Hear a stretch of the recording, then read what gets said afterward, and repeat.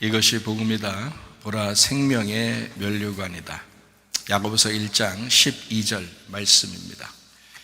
시험을 참는 자는 복이 있나니 이는 시련을 견디어낸 자가 주께서 자기를 사랑하는 자들에게 약속하신 생명의 면류관을 얻을 것이기 때문이라. 아멘. 복음을 설명하죠. 이사야 53장 5절 말씀입니다. 주님이 찔리신 것은 우리의 허물 때문입니다. 주님이 상하신 것은 우리의 죄악 때문입니다. 주님의 징계를 받음으로 우리가 평화를 누리게 되었고, 주님의 채찍에 맞음으로 우리가 나음을 얻게 되었습니다. 이 말씀은 굉장히 중요한 복음의 말씀입니다. 구약에 쓰여 있지만 구약의 복음서와도 같은 이사야서에서 말씀하고 있는 이 내용은 신약에서 그대로 예수님에게 적용이 됩니다. 이사야 53장 5절의 말씀, 주님이 찔리신 것은 우리의 허물 때문이요 주님이 상하신 것은 우리의 죄악 때문이라. 주님이 징계를 받음으로 우리가 평화를 누리게 되었고, 주님이 채찍에 맞음으로 우리가 나음을 얻게 되었다, 이랬습니다. 고린도서 6장 2절 말씀입니다. 보라 지금이라. 은혜 받는 것도 구원받는 것도 지금입니다. 과거에 어땠다라는 거 중요하지 않죠. 앞으로 내가 어떻게 했다, 그런 것도 중요한 거 아닙니다. 지금 내 믿음이 어디에 있는가? 지금 나는 은혜 받을 만한 사람인가? 지금 구원받을 만한 사람인가? 이게 중요한 거죠. 예수님은 성령으로 잉태하셨습니다. 6월절 어린 예수님이 이 땅에 오셔서 우리를 구원하기 위해서 오셨습니다. 침례 받으실 때에 우리의 모든 인류의 죄가 예수님에게 넘어가고, 그리고 예수님은 침례를 받으셨습니다. 그리고 광야에서 세 가지 시험을 이기셨습니다. 먹음직, 보암직, 탐스럽게 하는 육신의 정욕, 안목의 정욕, 이생의 자랑이라고 하는 그 세 가지 시험을 이기셨습니다. 마귀로부터 온 시험인데 그것을 하나님께서 허락하셨다는 거죠. 그것을 이기시고 3년 반 동안 아버지의 일을 충실히 하시다가 십자가 못 박혀 돌아가셔서 우리의 모든 죽음까지도 끝내셨습니다. 우리와 늘 함께 하시겠다고 임만을 하시겠다. 그 예수님의 이름이 임마누엘이에요. 어떻게 함께 하시느냐? 영으로 함께 하신다는 얘기입니다. 그 말은 말씀으로 함께 하신다는 얘기고요. 우리를 그냥 낳아놓고 거듭나게 해놓고 그냥 버려두는 게 아니라 계속 양식을 주심으로써 우리를 키워나가는, 양육하는 그런 부모의 마음을 가지셨습니다. 예수님의 이름이 구원자요, 회복자요, 치료자이십니다. 그래서 말씀으로 여러분이 회복되고, 말씀으로 구원받고, 말씀으로 치료받으셔야 합니다. 물과 성령으로 거듭나야 된다라고 했고요. 사도행전 4장 12절 말씀에 다른 이름으로서는 우리의 구원받을 만한 이름을 주신 적이 없다라고 되어 있습니다. 갈라디아서 2장 20절 말씀, 그리스도의 믿음으로 말미암아 살아가야 된다. 내 믿음은 자꾸 변하니까. 그래서 목사님, 저는 앞으로 신앙생활을 잘할 거예요, 앞으로 변함없이 주님을 섬길 거예요 해도 그것을 의지할 수 없는 것은, 과거에 어땠느냐 그것도 중요하지 않은 것은 지금 우리가 말씀으로 살아가고 있느냐, 지금 우리가 그리스도의 믿음으로 살아가고 있느냐 하는 것이 중요하기 때문입니다. 그러니까 함부로 약속할 수 없죠, 여러분. 우리가 지금 내 믿음이 어떤가, 지금 바라봐야 되겠죠. 그래서 내 믿음으로 살면 늘 변할 수밖에 없습니다. 그러나 그리스도의 믿음으로 살면 승리하게 될 줄로 믿습니다. 베드로전서 1장 9절 말씀, 믿음의 결론은 영혼의 구원을 받음이라 라고 되어 있습니다. 그러니까 영혼이 구원받는다, 이거 제가 늘 강조하는 그런 내용인데요. 사실 영혼의 구원이 아니었으면 여러분, 솔직히 말해서 교회 다닐 이유 없습니다. 그렇잖아요? 영혼의 구원이 아니었으면 교회 다닐 필요 없어요. 그냥 예수님 안에서 예수님 믿으면 내가 구원받았지 하면 그거로 끝난다면 무슨 교회가 필요하겠습니까? 그러나 하나님은 교회를 통해서 양식을 계속 나눠주길 원하고, 그 양식을 통해서 자기의 백성이, 자기 자녀들이 살아가기를 원하신단 말이에요. 그 믿음으로 결론을 맺을 때까지, 영혼의 구원을 받을 때까지, 너의 삶이 구원받을 때까지, 너 자신이 구원받을 때까지 계속 가야 된다는 것을 강조하는 것입니다. 누가복음 12장 20절 말씀, 어리석은 사람은 오늘 밤에 자기가 죽을지 그걸 모른다 하는 것입니다. 베드로전서 2장 25절 말씀, 영혼의 목자와 감독자이신 주님에게 우리가 돌아왔다. 그래서 우리를 목양하시고 우리 영혼을요, 그리고 우리 영혼을 감독하신다는 겁니다. 그래서 교회 오면은 어떨 때는 여러분을 이제 양식을 주는, 말씀을 양식만 이렇게 주는 그런 것처럼 보이기도 하고, 어떨 때는 막 이렇게 치리하고 감독하고 막 이러죠. 두 가지 역할을 같이 합니다. 양식을 나눠주기도 하지만 잘 치리하기도 하죠. 그래서 보호하려고 어떻게든지 교회를 떠나지 마라, 어떻게든지 교회를 사수해라. 왜냐하면 너의 영혼을 위해서다. 영혼의 감독자 대신 우리 주님 앞에 우리가 돌아왔기 때문에, 그러니까 교회를 떠나지 않으면 말씀은 늘 오게 돼 있어요. 말씀은 늘 우리의 가운데 오게 돼 있습니다. 그러나 교회를 떠나는 사람들이 참 많은 시대에 우리가 살아가고 있죠.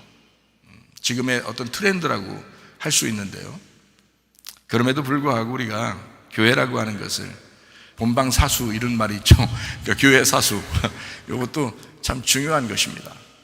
그러니까 목사님이니까 얘기하는 거 아니에요. 제가 성경을 아니까 얘기하는 거예요. 여러분이 성경을 안다면 제 말에 동의할 것입니다. 교회가 그렇게 중요한 시절이 있었는데 지금은 사람들이 교회를 그렇게 중요하게 생각하지 않는 것 같아요. 본방 사수해야 합니다. 교회를 사수하셔야 합니다. 네, 여러분의 영혼을 위해서예요. 영혼의 감독자. 여러분 구원받은 거 한 번으로 예수님 믿었습니다 하고 그로 끝났다면 뭐하러 예수님이 우리의 목자가 되셔서, 우리의 감독자가 되셔서 우리 영혼을 갖다가 다스리려고 하시겠냐는 거죠. 우리가 그 주님 앞에 돌아왔다는 얘기는 교회 안에서 그 영혼을, 여러분의 영혼 한 사람 한 사람을 목양하시고 감독하시려고 하시는 그 주님, 그래서 우리가 그 주님에게 돌아왔다라고 하는 거거든요. 그러니까 믿음의 결론까지 갈 때까지 계속해서 그 영혼이 주님 앞에 다스림을 받아야 되고 그 주님의 통치를 받는 것, 이게 교회 생활이거든요. 참 중요합니다. 제가 뭐 중요하다고 얘기 안 해도 중요한 얘기고요, 중요하다고 얘기해도 중요한 얘기예요. 여러 번 얘기해도 중요한 얘기고 한 번 얘기해도 중요한 얘기예요. 이건 우리가 늘 강조해도 중요한 그런 이야기입니다. 베드로전서 4장 10절 말씀입니다. 선한 청지기로 살아라 라고 되어 있습니다. 우리의 가진 것은 다 주님의 것입니다. 그러므로 가정도, 여러분 자녀도, 어떤 사람은 자녀 때문에 교회를 떠나는 사람도 있고, 어떤 사람은 돈 때문에 교회를 떠나는 사람도 있고, 그렇죠? 어떤 사람은 자기 성질에 못 이겨서 교회를 떠나는 사람도 있고, 뭐 그렇잖아요. 그런데 그러면 안 됩니다. 자기 거 아니잖아요. 주님 거잖아요. 주님의 청지기라고. 우리가 주님이 우리에게 맡겨주신 우리는 선한 청지기예요. 주님의 것을 맡은 사람들이에요. 충성스럽게 일을 해야 된다는 거죠. 그래서 여러분 돈을 가지고 충성스럽게 주를 위해서 어떻게 쓸 것인가 생각해야 되고요, 자녀들에게 어떻게 하면 주님 앞에 내가 충성스러운 청지기로서 하나님하고 연결을 시켜줄까, 우리 자녀들을. 요걸 자꾸 생각하셔야죠. 그냥 자기 건 줄 알아. 다 그 망하는 지름길이에요. 그거 포기하라고 교회 다니게 하고, 그거 포기하라고, 네 거 아니야 라는 거 포기하라고, 그거 너 자신을 포기하라고 그러라고 교회 다니게 하고, 교회에서 말씀을 증거해주고, 주님이 그렇게 사명자를 두셔서 말씀을 전하는 이유가 바로 그것이잖아요. 네 거 아니잖아. 이거를 결국에는 죽을 때 되면 내 거 아니었구나 라는 걸 그때 깨닫잖아요. 결국 깨달을 거를 영혼의 감독자와 목자 되신 주님 앞에 왔으면 우리가 그걸 먼저 깨닫고 그 말씀 안에서 기뻐하고 행복하고 교회 생활도 기쁘고 행복하고 이래야 되잖아요. 그러려고 교회 다니는 거 아닙니까? 교회만 나왔다면 너무 슬퍼, 교회만 나왔다면 너무 괴로워, 말씀이 꼭 나를 치는 것 같아. 그러면 좋은 거지. 그러면 좋은 거잖아요. 반대로 생각하면, 그죠? 그러면 좋은 거잖아요. 자기를 위해서 말씀을 증거해 주니까 너무너무 좋은 거잖아요. 하나님이 나에게 말씀하시는 거구나. 저 같으면 그렇게 생각했으면 좋겠는데요. 주님이 구약 성경에 보면은 하나님이 굉장히 잔인해요, 안 잔인해요? 잔인하죠. 막 남녀노소 할 것 없이 다 죽여버리고 그렇게 잔인하신 하나님. 그래서 구약 성경을 읽다가 너무 하나님이 잔인해서 교회 안 다니는 사람도 있어요. 구약 성경을 읽다가. 그런 사람들한테는 제가 권유합니다. 신약 성경만 읽으세요. 구약 성경 읽으면 무서우니까 신약 성경만 읽으세요. 근데 구약 성경에 그런 하나님도 거룩하신 하나님이라고요. 그러니까 하나님은 두 가지 속성을 가지고 있다고 했잖아요. 하나는 거룩한 하나님이다. 하나는 사랑의 하나님이다. 그러니까 이 두 가지 속성을 같이 얘기해 줘야 된다고요. 그러니까 어떤 사람이 가슴이 찢어질 듯한 자기에게 말씀하는 것과 같다면 하나님이 거룩한 하나님이 나하고 부딪히시는구나 이렇게 여기면 된다고 했잖아요. 그리고 자기 마음이 너무너무 행복해. 주님께서 사랑의 하나님이 나하고 지금 부딪히고 있다. 이렇게 하면 딱 맞다는 얘기죠. 그러니까 여러분은 스스로 난 사랑의 하나님만 만날 거야. 그럴 수 없어요. 자기가 잘못한 게 있으면 거룩한 하나님을 만나셔야 돼요. 그리고 자기가 잘못하는 게 없잖아요. 그러면 사랑의 하나님을 만나게 돼 있습니다. 거룩함과 사랑은 같은 거예요. 자, 남편과 아내가 둘이 같이 사는데 남편이 계속 잘못해. 근데 사랑할 수 있나요? 자, 여자가 계속 잘못해요. 자, 사랑해 줄 수 있나요? 아니에요. 거룩이 먼저란 말이에요. 거룩하고 그리고 사랑이 나오는 거예요. 거룩하면 사랑이 나오게 돼 있어요. 남편이 아내만 생각해요. 거룩이죠, 그게.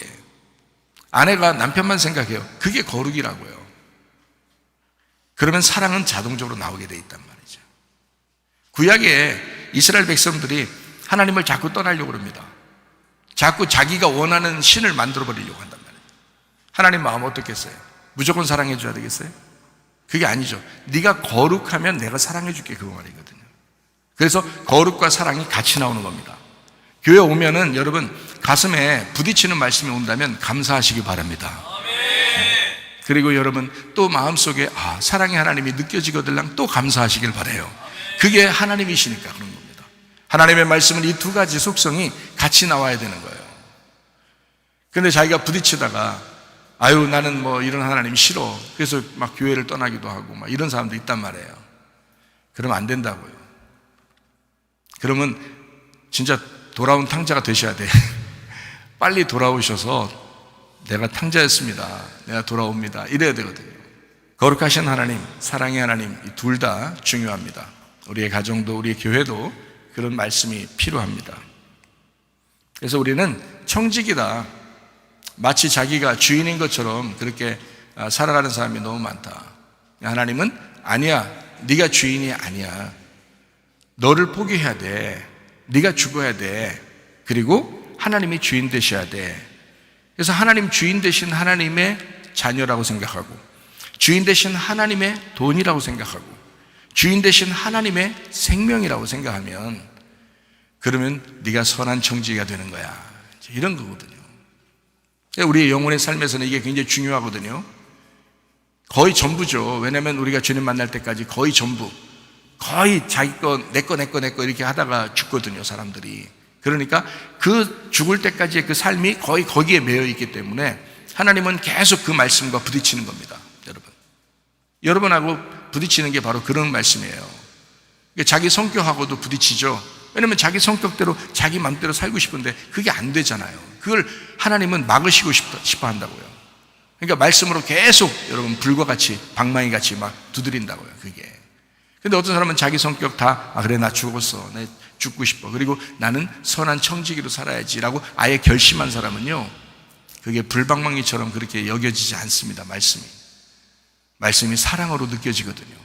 하나님이 날 사랑하시는구나 이렇게 느껴지거든요. 그래서 이게 거룩과 사랑, 율법과 복음이 함께 나와야 된다. 그래야 온전한 복음이라고 한다. 그래서 구약 성경이 신약 성경보다 훨씬 더 많은 분량을 차지하는데도 구약 성경은 같이 이렇게 붙어 있는 거예요. 이걸 떨어뜨려 놓고 우리 신약만 보자. 어떤 교회는 그런 데도 있다대요. 신약만 보자. 구약 성경 아예 무서우니까 보지 말고 신약만 보자 하는 데도 있다 하더라고요. 그런데 그렇지 않습니다. 구약을 통해서 신약이 있는 거예요. 신약을 통해서 구약이 완성되는 것입니다. 그게 진정한 복음이라고 하는 겁니다. 여러분은 모두 다 선한 청직입니다. 로마서 4장 25절 말씀이요, 주님은 우리의 범죄로 인해서 돌아가시고 의로움을 위해서 부활하셨습니다. 그래서 우리가 살아가는 것은 의로움으로 살아가야 된다. 주님과 하나 돼서 살아가야 된다 하는 말입니다. 다니엘 6장 10절 말씀입니다. 다니엘은 하루 3번씩 예루살렘을 향해서 창문을 열고 무릎을 꿇고 기도했다라고 되어 있습니다. 정체성입니다. 자기가 바벨론에 잡혀와 있지만 그러나 하나님을 향한 그 마음이 중요했다. 그 교회를 향한 마음이 중요했다. 그 마음 중심이 어디에 있는가? 우리의 중심은 어디에 있는가? 주님 중심인가? 교회 중심인가? 우리의 마음이 말씀 중심으로 살아가고 있는가? 이게 굉장히 중요한 거죠. 다니엘은 그런 정체성을 분명히 가지고 살아갔다 하는 얘기입니다. 고린도전서 10장 13절 말씀이요, 피할 길을 내주신다. 여러분 시험 당했어요. 어떤 사람이 시험을 당했어요. 내가 시험 걸렸다라고 생각할 수도 있잖아요. 그랬을 때 하나님이 피할 길을 솔직히 안 내주셨습니까? 가만히 지난 과거를 보세요. 피할 길을 내주셨어요? 안 내주셨어요? 피할 길을 내주셨습니다. 솔직히 말해서. 근데 자기가 선택을 한 거예요. 맞잖아요? 피할 길을 반드시 내주시거든요. 생각으로도 또 누구를 만나서라도 또 교회에 와서 말씀을 듣다가도 뭔가를 피할 길을 내주시는 게 하나님이시거든요. 그런데 자기가 선택을 하는 겁니다. 솔직히 말하면. 그러니까 피할 길을 내주시는 하나님이다. 고린도전서 10장 5절 6절 말씀입니다. 다수를 하나님이 기뻐하지 아니하셨고 광야에서 멸망을 받았다 했습니다. 이러한 일은 우리 본보기가 되었다. 우리라 하여금 악을 즐겨하는 것 같이 즐겨하는 자가 되지 않게 하려고 그랬다. 그들 대부분은 광야에서 죽었다. 아니, 애굽에서 출발했던 사람들은 다 죽었습니다. 이런 일들은 우리에게 거울이 된다. 본보기가 된다. 자, 이런 것을 보면서도 우리는 내가 광야에서 살아갈 수가 있지. 교회 왔으니까 나는 무조건 천국 갈 거야 라는 그런 생각을 한다는 것은 참 어리석은 일이죠. 어리석은 일입니다. 광야는 광야 교회입니다. 광야 교회인데 그 광야 교회에서 실패한 자들이 너무 많다는 거예요. 그러지 말자고 제가 설교를 하는 거고 주님은 저를 그렇게 세우셨습니다. 왜냐하면 수많은 사람이 교회 다니다가 지옥 갈 것이다. 그래서 주님께서 저를 부르실 때는 교회 다니는 사람들에게 구원을 선포해 줘야 된다. 복음을 선포해 줘야 된다 라고 그렇게 저에게 부탁하셨기 때문에요, 제 사명은 교회에 있습니다. 그래서 제가 교회에 대한 이야기를 자주 하죠, 여러분. 이거 아마 이렇게 자주 듣지를 못할 거예요, 다른 데서. 제가 사명을 그렇게 받았기 때문에 그렇습니다. 그리고 교회에 대해서 아주 강조해도 지나치지 않는 겁니다. 왜냐하면 성경은 결론이 교회니까. 그거를 주님께서 저에게 맡기셨다는 거예요. 그러니까 여러분도 목사님 왜 이렇게 교회 얘기를 그렇게 많이 하지? 교회 중심적으로 얘기를 그렇게 많이 하지? 라고 생각하지 마시고 그게 당연한 거였구나, 그게 성경이었구나 라는 것을 여러분이 깨달으셔야 돼요. 마지막 때예요. 교회를 무너뜨리고 싶어하는 게 누구겠어요? 마귀죠. 하나님은 교회를 세워나가기로 하시죠. 교회를 자꾸 세워나가기로 하시는 게 하나님이시죠. 근데 마귀는 어떻게든지 교회를 무너뜨리고 싶어 하죠. 근데 뭘 이용하겠어요? 여러분 속에 있는 인격, 여러분 속에 있는 생각들을 이용하는 겁니다. 그냥 생각이 들어오거든요. 그렇게 하고 싶어지거든요, 그냥. 그래도 괜찮을 것 같거든요. 그러면 넘어지는 것입니다. 대부분이 아니라 전체가 다 광야에서 멸망했습니다. 교회 나와서 멸망한다는 얘기입니다. 사람들이요. 여러분에게 늘 얘기하죠. 여호수아와 갈렙 같은 믿음을 가져야 된다. 다니엘과 같은 그런 정체성을 가지고 있어야 된다. 그래야 변함이 없다는 거죠. 누가 여러분을 막 흔들려고 해도 흔들리지 않는 사람들 돼야죠. 그런 믿음이 있는 사람들 돼야죠. 다 그럴 순 없죠. 그러나 나는 원래 성격적으로 안 돼요, 그게 아니죠. 원래 성격적으로 안 그런 게 아니고요, 원래 성격적으로 못하는 게 아니고요, 그 사람이 안 하려고 해서 그런 거예요. 그리고 결심을 안 해서 그런 거예요. 자기가 죽으려고 하지 않아서 그런 거잖아요. 솔직히 자기 생각대로 살아보고 싶어서 그런 거잖아요. 자기 생각대로 살지 않고 내가 죽어야지라고 결심한 사람이 그렇게 하겠습니까? 죽음이 모든 해답이에요. 사실은 성경에서 죽음이 모든 것의 해답이거든요. 근데 죽지를 않으니까 그런 거예요. 그런데 목사 입장에서는, 또 하나님 입장에서는, 자, 죽음이 모든 게 해답이고 죽음이 모든 거야, 전체야. 죽음이 그게 성경이야. 그걸 하나님도 아시고 저도 알아요. 근데 제가 그렇게 얘기하면 안 죽고 싶은 사람들은 부담스러운 게 당연하겠죠. 부담스러운 게 당연해요. 알겠어요, 무슨 말인가. 그렇다고 해서 제가 죽지 마세요 하지는 또 못해요. 왜냐하면 설교자니까, 제 사명자니까.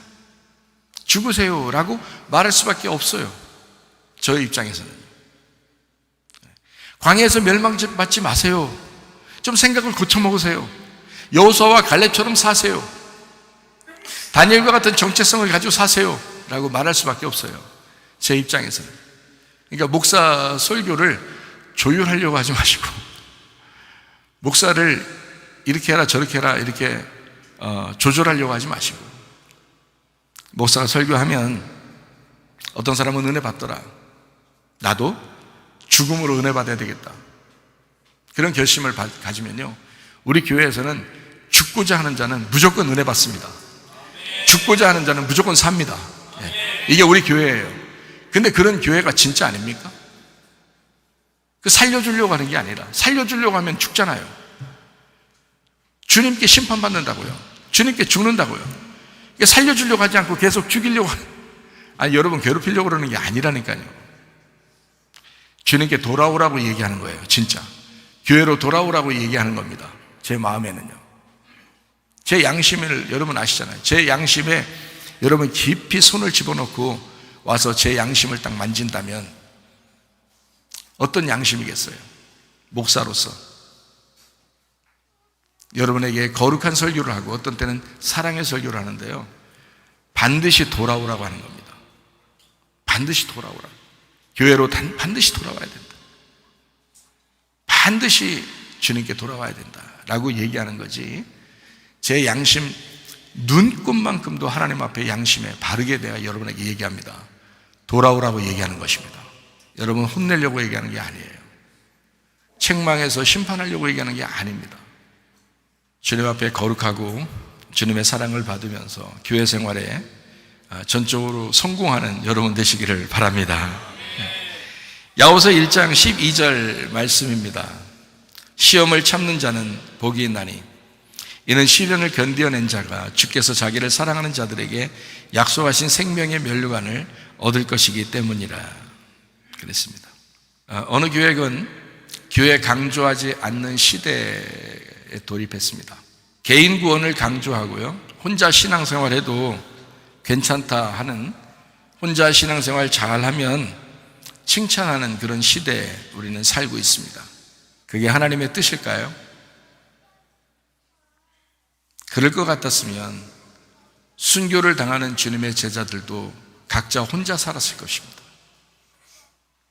그게 주님의 뜻일 것 같았습니다. 그런데 그게 주님의 뜻이 아니거든요. 성경은 하나님의 가족이 되라는 것이거든요. 자, 너희들 가족이 있잖아. 그 가족 얘기를 하는 것은 성경의 가족, 그러니까 하나님의 가족을 설명하려고 한 것이잖아요. 중심이 하나님의 가족에 대한 이야기를 하려고 성경을 쓴 거예요. 하나님의 가족을 뭐라고 성경은 이야기하고 싶어 했냐면 교회라고 이야기하고 싶었던 겁니다.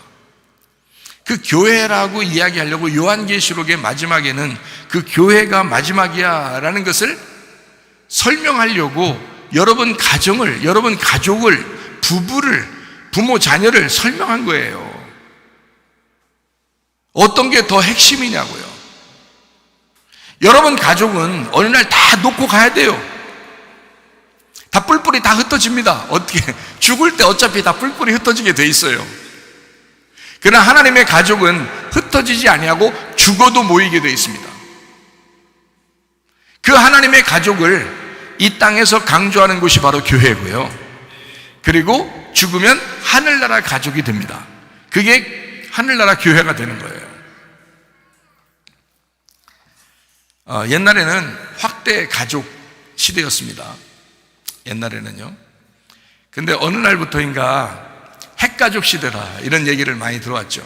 그래서 지금 젊은 세대들은 좀 나이 먹은 사람들은 뭐 아무래도 가족들이 여러 사람이 모여서 이렇게 사는 게 좀 좋았던, 저만 해도 그렇죠. 가족이 여러 사람들이 이렇게 모여서 살았던 그런 시절을 그리워하거든요. 근데 요즘 젊은 세대들은 그렇지 않아요. 젊은 세대들은요, 아예 핵가족으로 시작을 했어요. 핵가족으로 시작을 했어요. 핵가족 시대라고, 옛날에는 우리가 핵가족 시대가 될 거야 라고 들었지만 지금은 핵가족 시대예요. 핵가족 시대. 그런데 지금 젊은 세대들, 지금 새로 태어나서 지금 이제 뭐 초등학생, 뭐 이렇게 어린 아이들, 이런 아이들은요, 이제 어느 시대를 좀 우리가 좀 살아가고 있냐면 시대가 완전히 변해서 핵 개인 시대가 됐습니다. 핵 개인 시대. 이제 앞으로 이 핵 개인의 시대는 계속 갈 것입니다. 자, 그럴 때 이것을 핵 개인의 시대를 만들어냈을 때 누군가가 이제 이걸 누군가가 만들어낸 게 아니라 시대가 만들어낸 거예요. 지금 젊은 아이들이 잘못된 게 아니에요. 젊은 아이들도 핵 개인이 되고 싶어서 그런 게 아니라 그런 시대에 맞추어서 살다 보니까 핵 개인화 시대가 됐단 말이에요. 그래서 핵 개인처럼 살아요. 개인 중심이 된 거예요. 자기 중심이 돼버린 겁니다. 그러니까 자기가 중심이에요. 온 우주의 중심은 자기가 된 거예요. 그래서 자기 중심으로 이제 뭐 이게 주변의 환경을 만드는 겁니다. 자기 중심으로. 핵 개인화 시대가 된 거죠. 그리고 아니면 이제 다 차단하고 혼자 이제 있는 그런 시대. 핵 개인화 시대가 됐습니다. 이제 공간의 개념도 그렇게 바뀔 것입니다. 옛날에는 여러 세대가 함께 어울려서 이렇게 사는 공동체적인 가정이 됐다면 지금은 그렇지 않아요. 핵 개인화 시대니까 혼자 사는 공간, 또 핵 가족들이 사는 공간, 이런 걸 이제 자꾸 추구하게 되죠. 이거 뭐 거스를 수 없는 시대의 변환입니다. 그럼에도 불구하고 여러분, 우리 교회에 나오셨습니다. 우리가 교회에 나오면 뭘 배우게 되죠? 성경을 배우게 됩니다.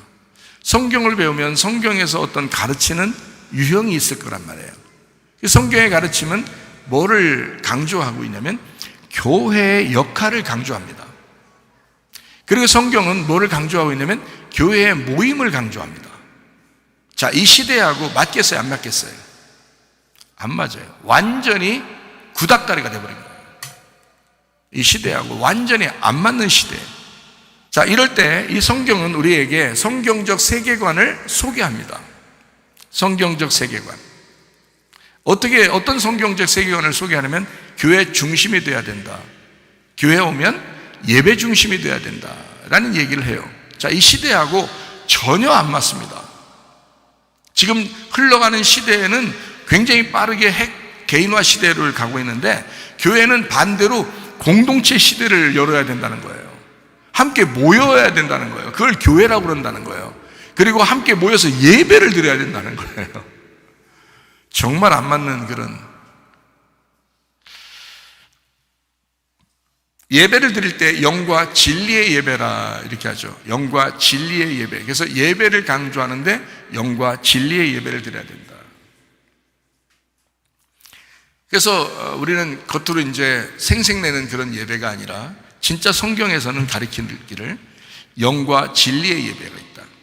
그걸 하나님이 찾으신다는 거예요. 여러분, 다 영과 진리의 예배 드리면 찾을 필요가 있을까요? 없을까요?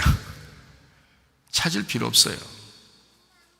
근데 다 그렇지 않으니까, 자, 모래 가운데 다이아몬드가 있다면 그 다이아몬드를 찾아야 되겠죠? 네. 보물찾기가 다 보물이면은 찾을 필요가 있습니까? 아니죠. 보물찾기라고 하는 건 다 평범한데 보물이 숨겨져 있는 데가 있다는 거예요.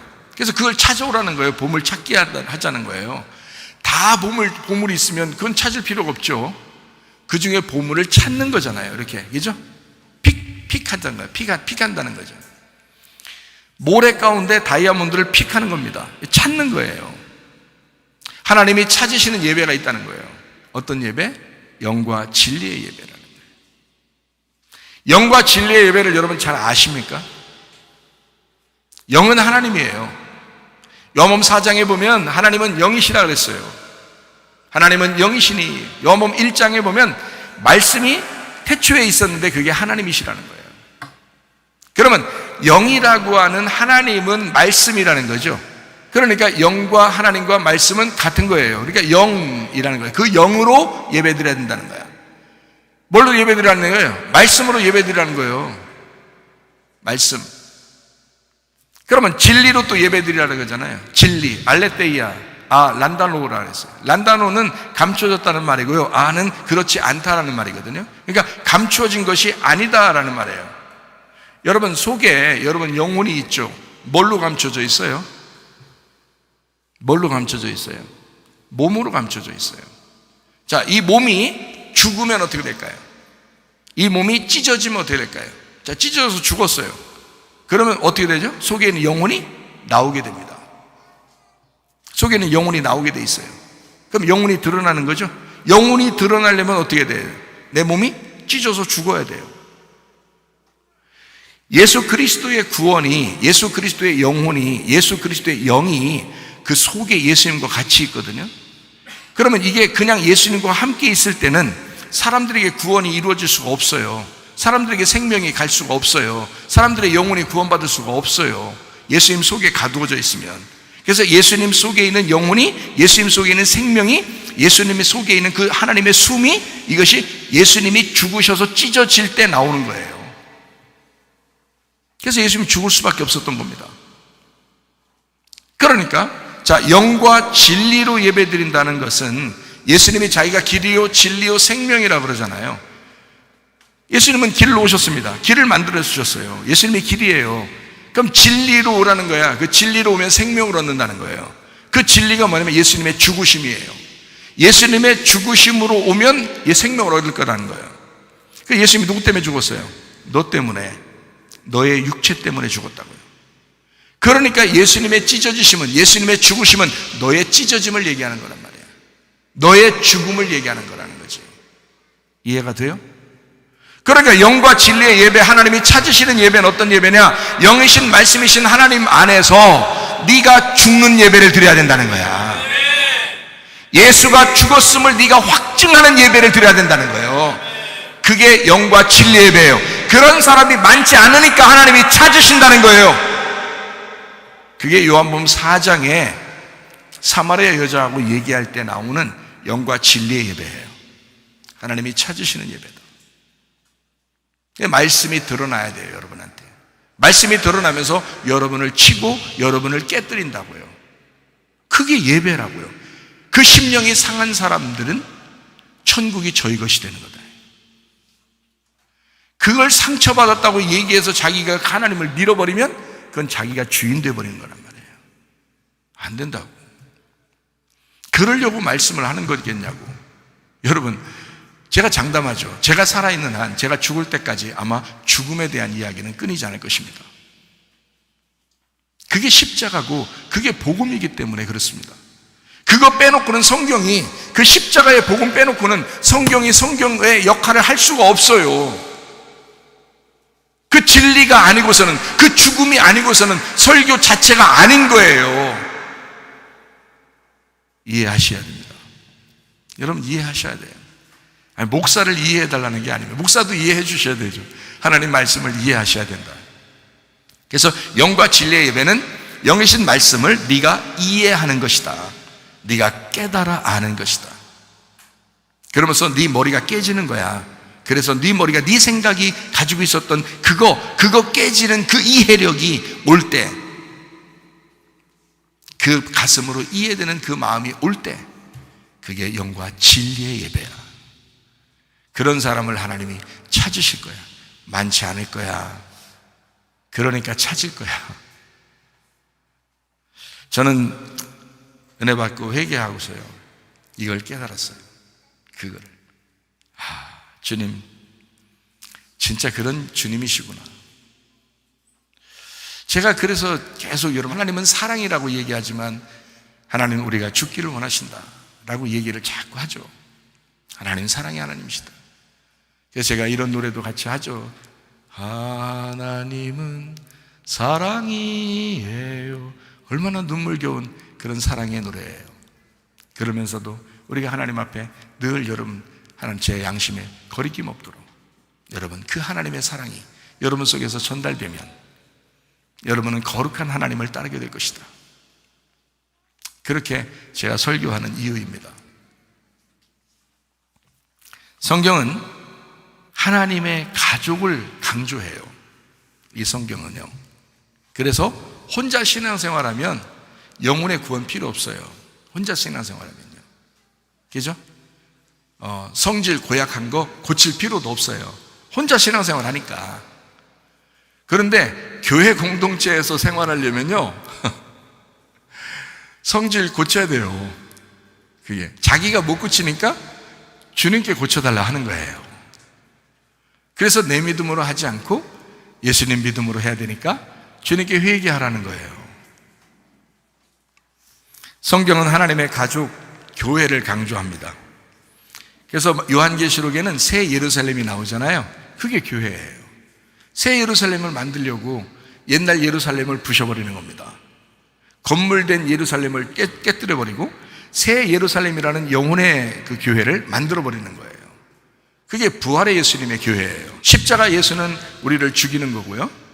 부활의 예수는 우리를 건축하는 것입니다. 그래서 진짜 교회를 만들어 나가는 거거든요. 새 예루살렘, 새 예루살렘으로 완성하는 거, 이게 성경의 가르침입니다. 흩어짐이 아니라 모임입니다. 그러니까 이 시대하고 맞겠냐고요. 그럼 이 시대에 그렇게 핵 가족화, 핵 개인화를 만든 게 하나님이실까요? 아니에요.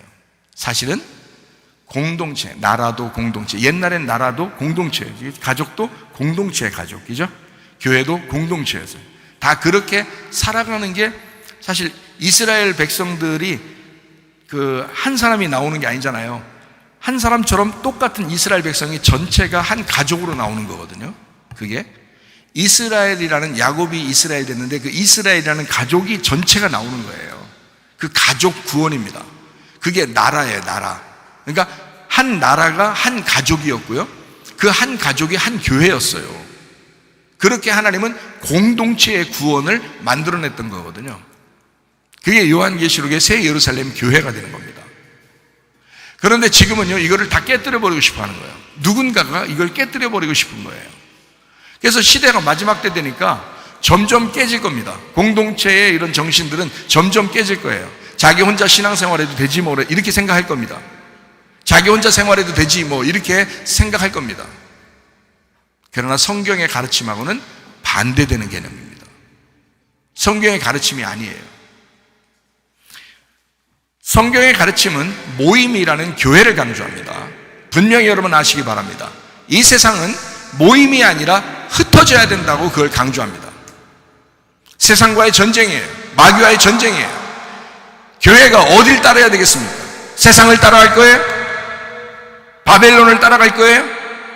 아니에요. 우리는 주님을 따라가셔야 합니다. 말씀을 따라가셔야 합니다. 교회를 따라가셔야 합니다. 이게 교회 중심이라고 말하는 거예요. 제가 주님이 그렇게 말씀하고 있잖아요.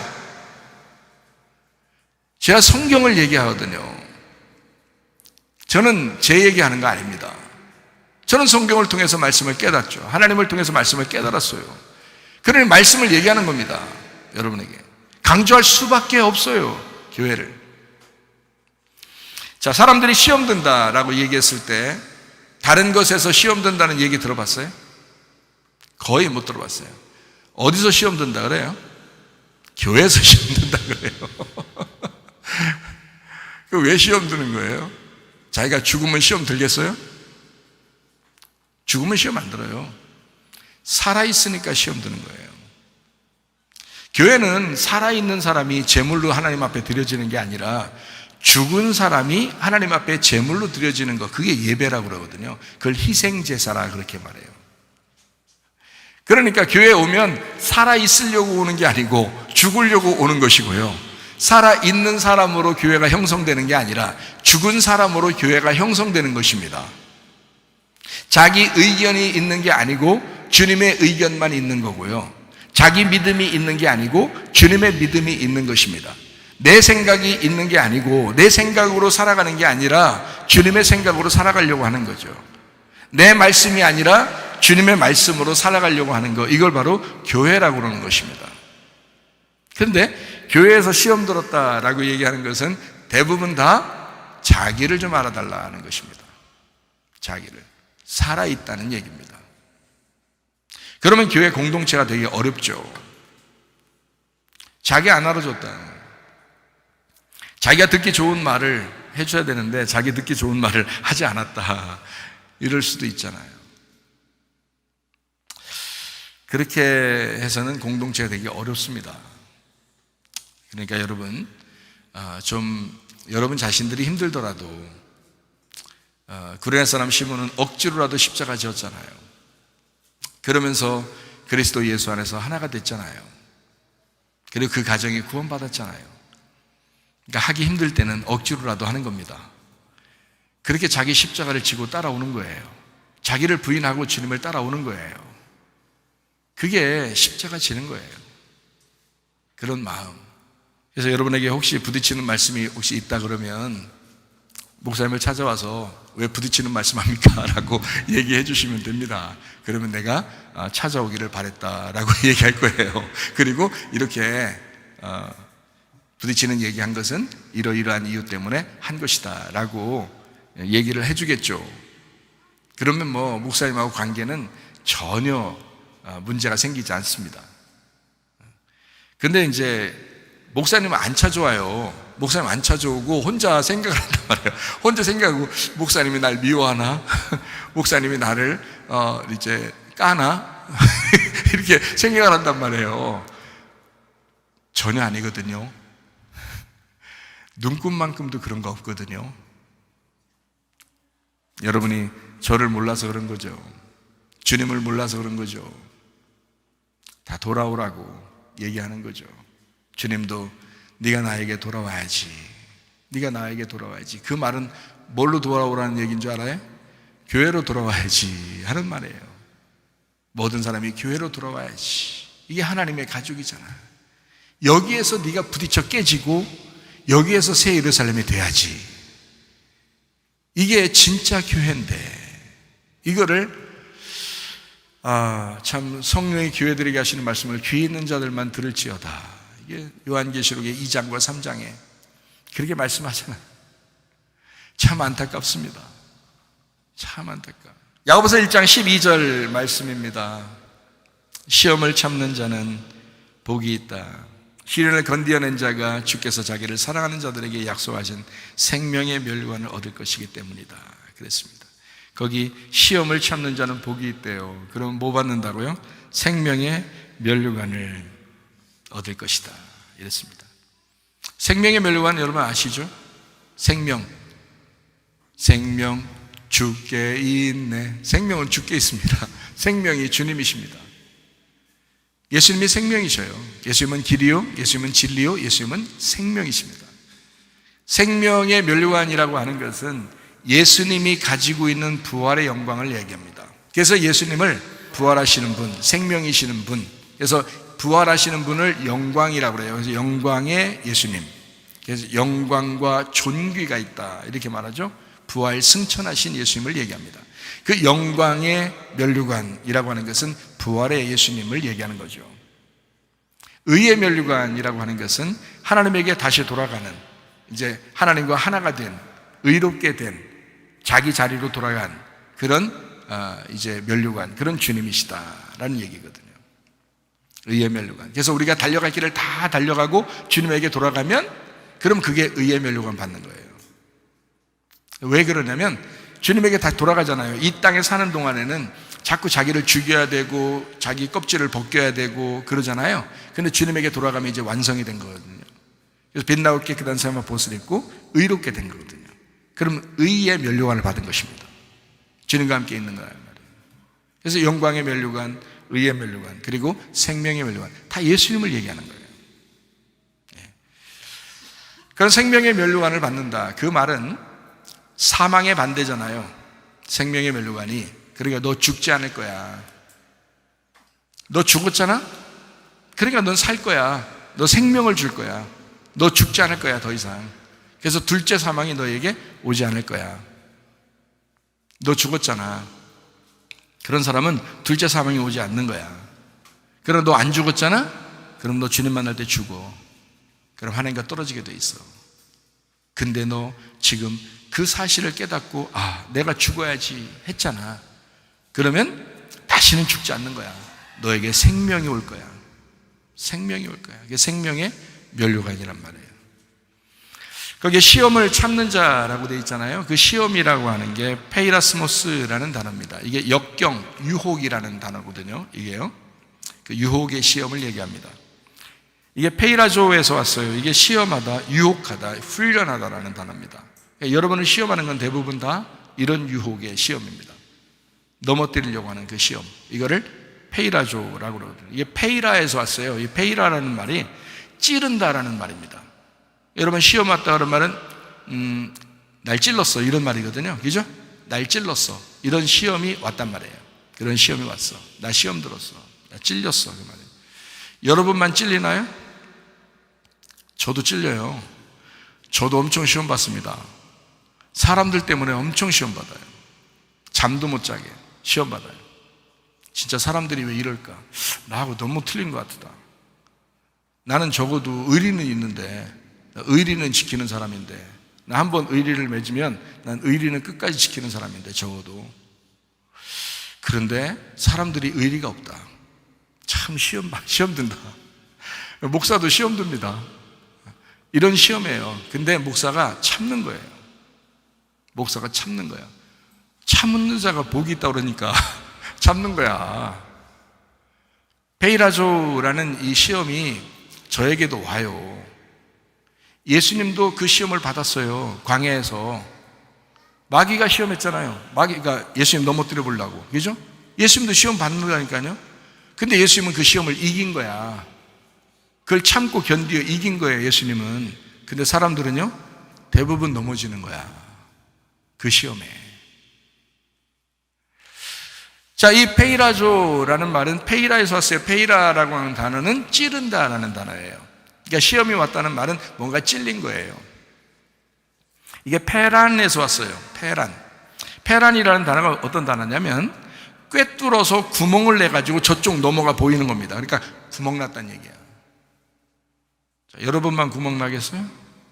제 뒤에 안 보여요? 그 뒤에? 저를 통해서 뒤가 보일걸? 구멍 엄청 크게 났어요, 저. 여러분도 시험 들으면 막 구멍 나잖아요, 그죠? 그게 이제 이런 유혹의 시험이라고요. 그냥 가슴이 구멍 난 것 같다. 거기에서 온 거예요. 그 단어가 페이라스모스라는 역경, 유혹, 시험이라는 단어입니다. 그래도 그거를 참는 자가 복이 있어. 너 그러면 생명의 면류관을 받을 거야. 그런 이야기거든요. 자, 이런 시험으로 마귀가 넘어뜨리려고 찾아옵니다. 하나님은 그걸 통해서 생명의 면류관을 준비하고 기다리고 계십니다.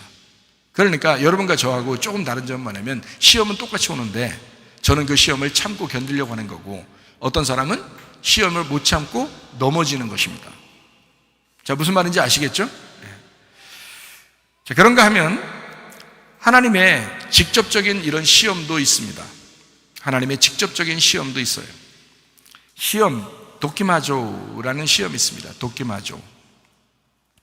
이건 시험하고 입증해서 구별한다는 단어입니다. 이 도키마조라는 단어가요. 똑같은 시험이란 단어거든요. 그런데 이 시험이란 단어는 시험하고 입증해서 구별한다는 단어이기 때문에 이것은 테스트입니다. 테스트. 그러니까 레벨업 시키기 위해서는 이 사람을 시험해 보는 거죠. 이 사람이 이 단계에서 다음 단계로 올라갈 수 있도록 시험을 보잖아요. 초등학교에서 중학교로 올라갈 때, 중학교에서 고등학교로 올라갈 때, 고등학교에서 대학교로 올라갈 때 이런 과정을 거치는 시험이 있어요. 그거를 도키마조라고 합니다. 도키모스에서 나온 단어인데요. 이게 연단을 받을 만한 이게 도케오에서 왔어요. 좋게 여기고 기쁘게 생각한다에서 왔습니다. 그러니까 이 시험은 넘어뜨리려고 하는 시험이 아니라 뭔가 이 사람을 통해서 레벨업 시키기 위해서, 믿음을 레벨업 시키기 위해서 주는 시험, 이거를 도키마조라고 하는 것입니다. 구약 성경에서 하나님이 시험한 것이 있는데요. 그게 어디냐면 창세기 22장 1절입니다.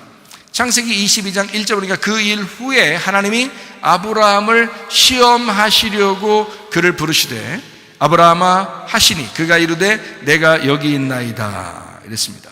2절 말씀 볼까요?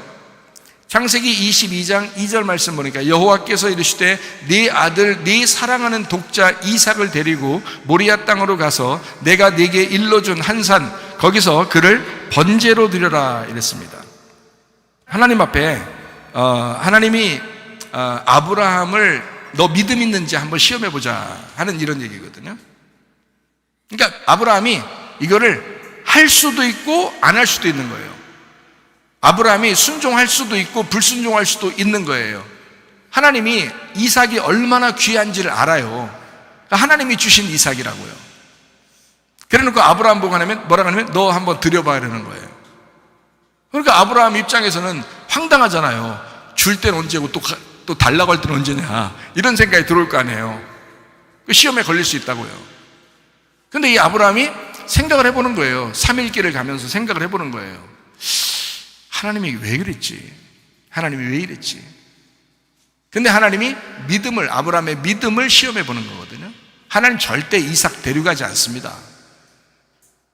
이삭을 어떤 면에서 하나님이 아브라함에게 주시려고 했는 거냐면 그냥 살아있는 너의 아들로 주는 게 아니라 이 아들을 하나님 앞에 드림으로써 죽었다가 부활한 예수로 주고 싶었던 거예요. 하나님의 마음은. 그러면 더 기쁘잖아요. 이거를 아브라함을 통해서 아브라함과 이삭을 통해서 하나님은 자기 아들 예수가 내려가야 된다는 것을 보여주고 싶었던 거예요. 그 하나님 아버지의 마음을 이삭이 깨달았으면 좋겠다라고 알려주고 싶은 그 믿음에 대한 테스트였다고요. 하나님은 과감하게 이 시험을 한 것입니다. 우리가 보면 참 야속하기도 하겠지만 하나님은 이 시험을 감행한 거예요. 너의 사랑하는 독자 이삭을 드려라. 그게 내 마음이다. 그게 내 마음이다. 그걸 아브라함이 3일 길을 가면서 그걸 깨달은 거예요. 모리아산을 보면서 그걸 깨달은 거예요. 그래서 이삭을 과감하게 죽이려고 했던 겁니다. 하나님이 살릴 거야 라고 믿었어요. 죽음 가운데서 얻은 아들 이삭. 이제 아브라함과 이삭의 관계가 얼마나 대단하겠습니까?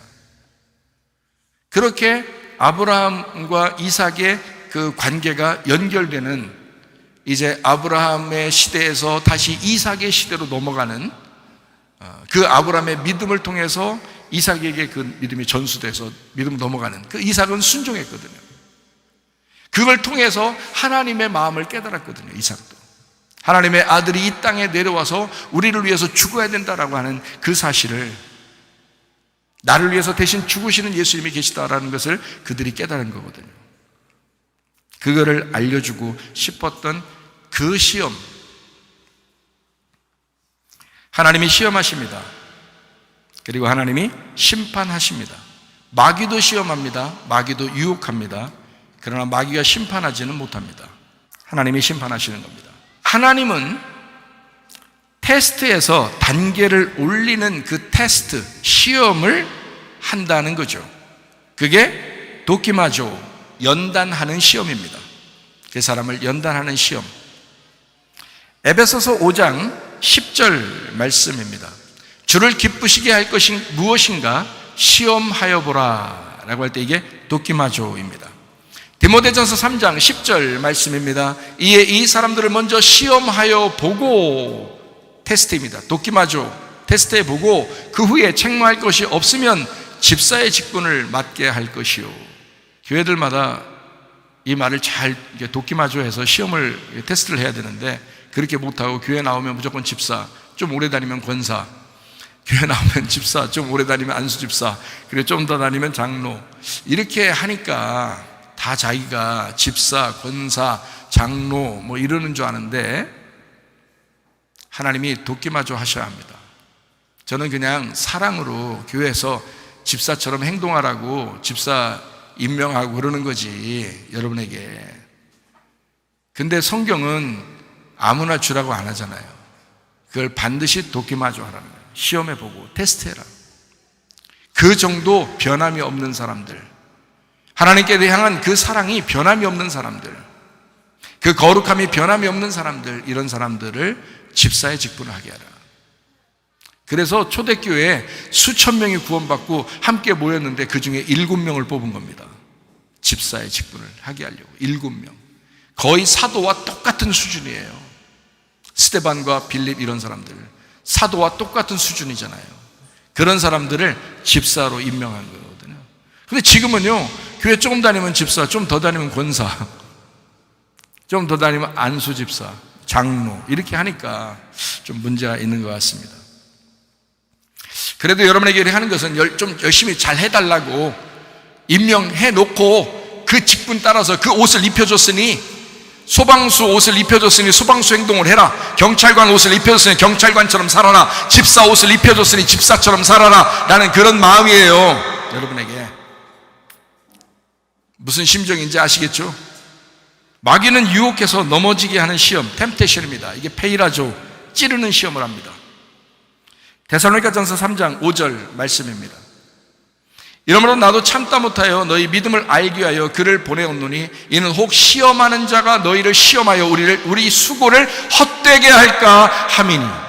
시험하는 자가 와서 아무리 바울이 잘 가르쳐 놔도 넘어뜨릴 수 있다는 얘기예요.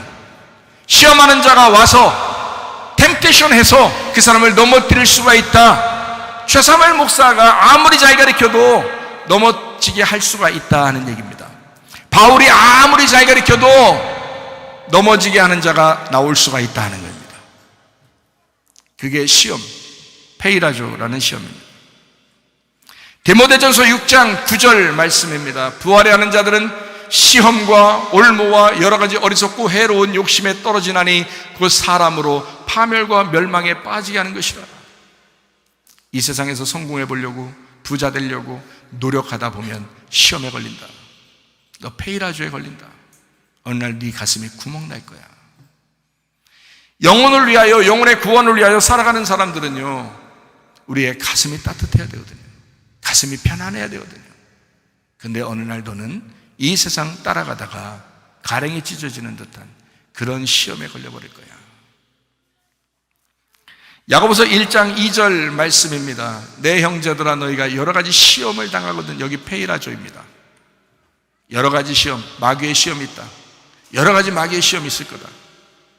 교회 다니다 보면 여러 가지 시험이 있을 거야. 그러면 온전히 기쁘게 여기라. 아, 나에게 기회가 왔다. 이렇게 생각하라는 거예요.